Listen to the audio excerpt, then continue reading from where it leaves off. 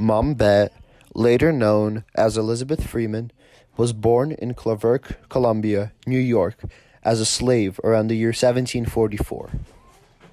Bett grew up on the plantation of a man named Peter Hogeboom with her younger sister Lizzie. Bett and her sister were then moved to another couple, Colonel John Ashley and his wife Mrs. Ashley. Mrs. Ashley would abuse both Bett and her sister quite often. Bett was left with a serious wound on her arm from a heated kitchen shovel. This wound would never heal, but instead of covering the wound, she made it as a symbol of her mistreatment.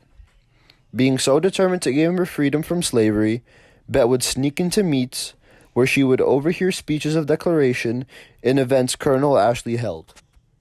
Bett later found Theodore Sedgwick, who was an attorney, and Brom, who was an enslaved man, and both of them began their fight for freedom, with Sedgwick's help. In May of 1781, Sedgwick and Bett challenged the document of the Massachusetts state constitution. Filing this lawsuit would grant the freedom of both Bett and Brom. This case would mark the beginning of a group of freedom lawsuits, which would lead the Massachusetts Supreme Court to outlaw slavery in the state.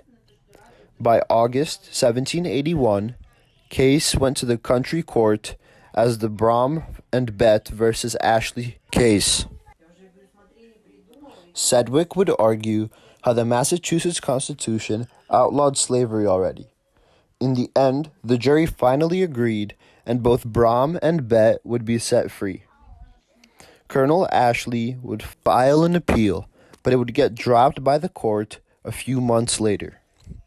Once Bett had gained freedom, she changed her name to Elizabeth Freeman. Colonel Ashley asked her several times to come back as a paid servant, but she denied every time. Instead, she became a paid domestic worker for Sedgwick's household. Freeman worked as a prominent healer, midwife, and a nurse. 20 years later, she was able to buy her own house where she lived with her children. Freeman died on December 28, 1829, and was buried in the Sedgwick family plot in Stonebridge, Massachusetts.